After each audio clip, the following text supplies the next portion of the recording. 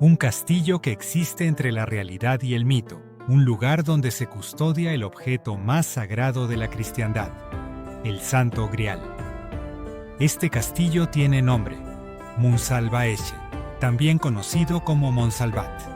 Pero ¿qué conecta este lugar mítico con un poeta medieval del siglo XIII, con un arqueólogo alemán del siglo XX que arriesgó su vida buscándolo? Hoy vamos a explorar la historia de Monsalvaesche, tal como lo describió Wolfram von Eschenbach en su obra Maestra Parzival. Y después veremos cómo Otto Rahn, siglos más tarde, creyó encontrar evidencias reales de este castillo mítico en el sur de Francia. Prepárense para un viaje que atraviesa literatura, historia y esoterismo. Primera parte: Wolfram von Eschenbach y la creación de Monsalvaesche. Para entender Monsalvaesche, primero debemos conocer a su creador literario. Wolfram von Eschenbach fue un poeta alemán que vivió entre 1170 y 1220, durante el apogeo del romance cortés medieval. A diferencia de Chrétien de Troyes, quien había escrito anteriormente sobre el Grial, Wolfram no era un clérigo sino un caballero, y esto se refleja profundamente en su obra. En su épica Parzival, escrita entre 1200 y 1210, Wolfram nos presenta una visión del Grial completamente diferente. Mientras que en otras tradiciones el Grial era un cáliz o un plato, para Wolfram es una piedra preciosa caída del cielo, un lapis exilis que posee poderes extraordinarios. Esta piedra está custodiada en el castillo de Monsalvaesche, cuyo nombre significa Monte Salvaje o Monte de la Salvación.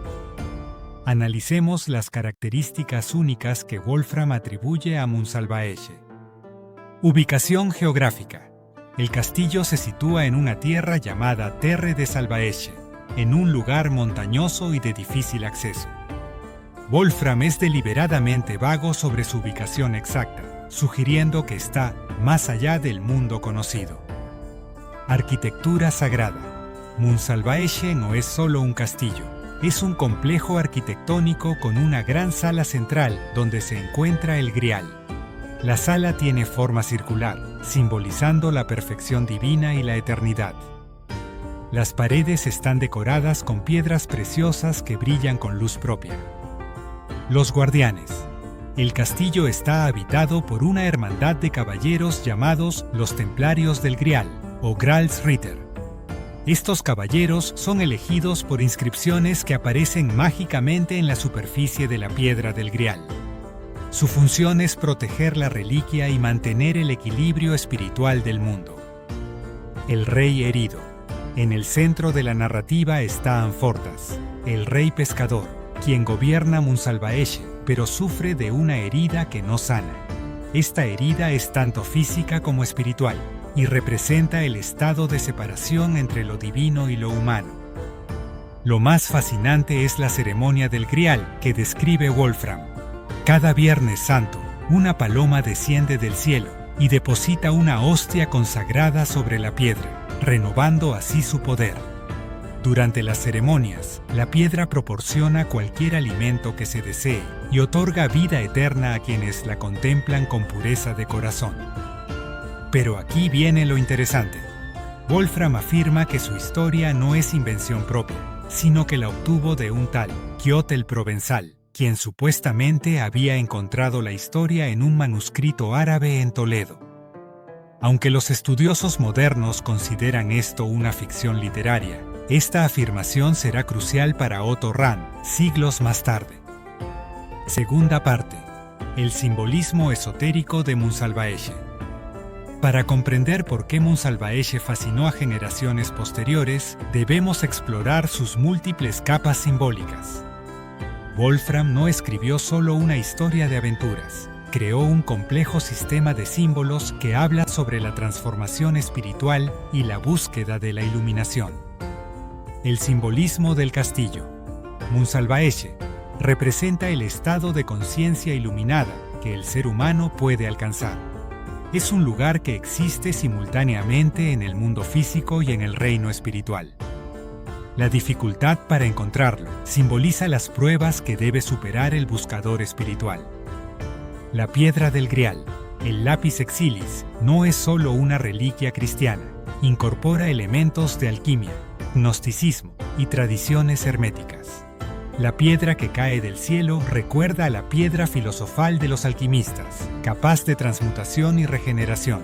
También evoca la piedra angular, mencionada en los Evangelios, y la piedra del conocimiento gnóstico. La geometría sagrada. La forma circular de la sala del Grial no es casual. Representa la perfección divina y la unidad primordial. La figura de los 12 caballeros del Grial trasciende su origen literario para convertirse en un arquetipo que evoca múltiples tradiciones. El tema del rey herido, Amfortas, simboliza la humanidad separada de lo divino. Su herida representa el estado de fragmentación espiritual que puede sanarse a través de la pregunta correcta. Estos elementos simbólicos no han pasado desapercibidos. Muchos han visto en la obra de Wolfram evidencias de una tradición esotérica occidental que había sobrevivido oculta bajo el cristianismo ortodoxo. Tercera parte. Otto Rahn y la búsqueda histórica. Ahora damos un salto de 700 años para conocer a Otto Rahn, un alemán nacido en 1904. Rahn no era solo un académico. Era un buscador obsesivo que creía que el castillo del Grial había existido realmente y que podía encontrarlo. En 1929, siendo estudiante de filología, Rahn llegó al sur de Francia siguiendo una intuición extraordinaria. Había estudiado profundamente la obra de Wolfram von Eschenbach y llegó a una conclusión revolucionaria. Munsalvaesche no era una invención literaria, sino la descripción codificada de un lugar real que había existido en el Languedoc durante el siglo XIII. Las conexiones cátaras. Rahn desarrolló una teoría compleja que conectaba el Grial con los cátaros, un movimiento considerado herético por la Iglesia Católica. Los cátaros creían en el dualismo gnóstico y practicaban una forma de cristianismo que la Iglesia consideraba peligrosa. Entre 1209 y 1244 fueron brutalmente perseguidos en la Cruzada Albigense. Según Rahn, el castillo de Montsegur, la última fortaleza cátara, era en realidad el Munsalvaesche de Wolfram. Su teoría se basaba en varias correspondencias. Correspondencias geográficas. Montsegur está situado en una montaña de difícil acceso en los Pirineos franceses, coincidiendo con la descripción de Wolfram de un castillo en las montañas. Correspondencias temporales. La caída de Montsegur en 1244 coincide aproximadamente con la época en que Wolfram escribió su obra. Rahn sugería que Wolfram había conocido la historia real de los cátaros y la había codificado en su romance. Correspondencias espirituales. Los cátaros, como los templarios del Grial, formaban una comunidad iniciática dedicada a la pureza espiritual. Su concepto del consolamentum, consolación, era similar a la iniciación de los caballeros del Grial. Rahn pasó años investigando en archivos locales, entrevistando a habitantes de la región y explorando cuevas en los Pirineos. Su trabajo de campo fue extraordinario para su época. Descubrió leyendas locales que hablaban de un tesoro escondido por los cátaros antes de la caída de Montsegur, y conectó estas tradiciones con el Grial de Wolfram. Los hallazgos de Rahn. En cuevas cerca de Montsegur, Rahn encontró inscripciones y símbolos que interpretó como evidencias de rituales cátaros. También documentó tradiciones orales que habían sobrevivido 700 años, incluyendo canciones y leyendas que parecían hacer eco de elementos presentes en el Parzival. Cuarta parte. Las obras de Otto Rahn. Las investigaciones de Rahn culminaron en 2 libros que causaron sensación en Europa: Cruzada contra el Grial, 1933, y La corte de Lucifer, 1937. Estas obras no solo presentaban su teoría sobre Munsalvaesche, sino que desarrollaban una interpretación completamente nueva del cristianismo medieval. Cruzada contra el Grial. 1933. En este libro, Rand presentó su teoría principal, que el Grial no era un objeto cristiano ortodoxo, sino el símbolo de una gnosis pura que había sido preservada por los cátaros. Según Rand, los cátaros eran los verdaderos herederos del cristianismo primitivo, y su destrucción representaba la victoria de la Iglesia romana sobre la espiritualidad auténtica. Rand describía la cruzada albigense no como una guerra religiosa, sino como la destrucción deliberada de una tradición espiritual superior. Para él, Monsegur Monsalvaesche había sido el último bastión de esta sabiduría antigua, y la leyenda del Grial preservaba la memoria de esta tragedia histórica. La corte de Lucifer, 1937. En su segundo libro, Rand profundizó en aspectos más esotéricos. Desarrolló la idea de que el cristianismo cátaro era fundamentalmente diferente del cristianismo romano porque reconocía la naturaleza dual de la existencia. Para Rand, Lucifer no era el diablo, sino el portador de luz, gnóstico, el principio de conocimiento que la Iglesia había demonizado. Las interpretaciones simbólicas. Rand desarrolló un sistema complejo de correspondencias entre los símbolos del Parzival y las creencias cátaras. El Grial como lápiz exilis representaba la gnosis pura, el conocimiento directo de lo divino que no necesitaba intermediarios eclesiásticos. Los caballeros del Grial correspondían a los perfectos cátaros, individuos que habían alcanzado la iluminación espiritual. El rey herido simbolizaba la humanidad separada de su naturaleza divina por la influencia del cristianismo ortodoxo.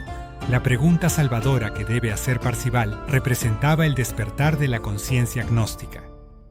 Lo revolucionario de la interpretación de Rand era que invertía completamente la narrativa tradicional.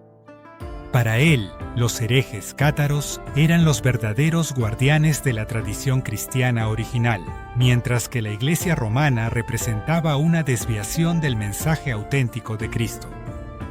Quinta parte: la evidencia, arqueológica y histórica. ¿Qué evidencia real existe para las teorías de Rand sobre Monsalvaesche? Los arqueólogos modernos han investigado extensamente tanto Monsegur como otros sitios cátaros, y sus hallazgos son fascinantes, aunque no confirman completamente las teorías de Rand. Excavaciones en Monsegur. Las excavaciones arqueológicas en Monsegur, llevadas a cabo desde los años 1960, han revelado evidencias claras de la ocupación cátara. Se han encontrado restos de construcciones, objetos de uso cotidiano y, significativamente, evidencias de actividades rituales. Hallazgos significativos. Los arqueólogos han descubierto objetos que sugieren la existencia de prácticas esotéricas, amuletos con inscripciones gnósticas, objetos de cristal que podrían haber tenido uso ritual y estructuras arquitectónicas que parecen haber sido diseñadas para ceremonias específicas. Fuentes históricas.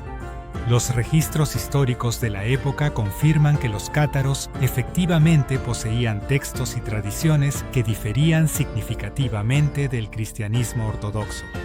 El interrogatorio de Monsegur y otros documentos inquisitoriales revelan que los cátaros tenían conceptos sobre la divinidad y la salvación que recordaban elementos presentes en el Parzival.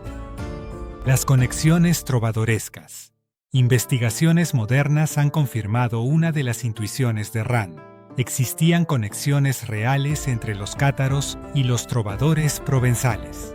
Algunos trovadores conocidos simpatizaban con los cátaros, y sus obras contienen simbolismos que podrían haber influido en Wolfram von Eschenbach. Redes de conocimiento.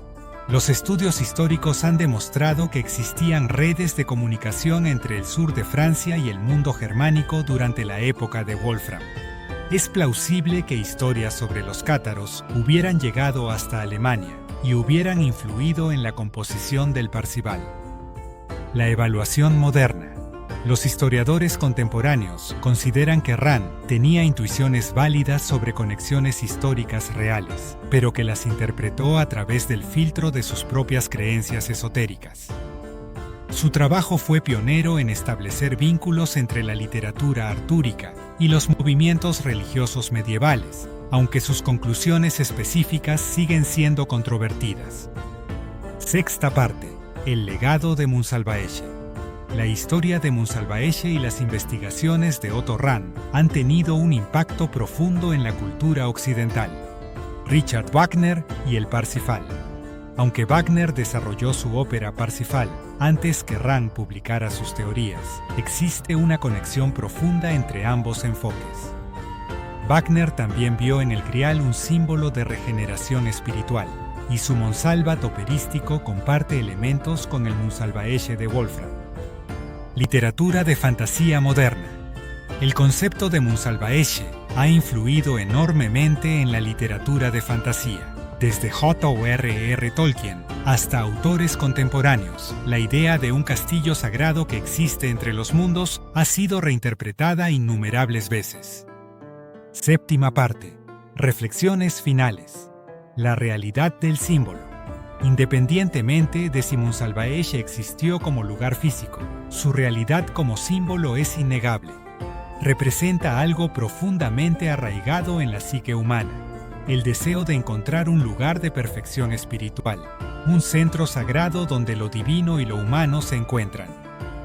La persistencia del mito.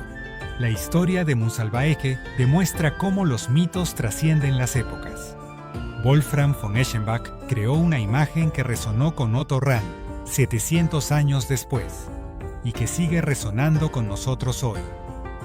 Esto sugiere que tocó algo universal en la experiencia humana. Munsalvaesche sigue siendo lo que siempre fue: una invitación a la transformación interior, un recordatorio de que existe algo más allá de la realidad material ordinaria. Ya sea que lo encontremos en un castillo en los Pirineos, en las páginas de un manuscrito medieval o en las profundidades de nuestra propia conciencia, el mensaje permanece.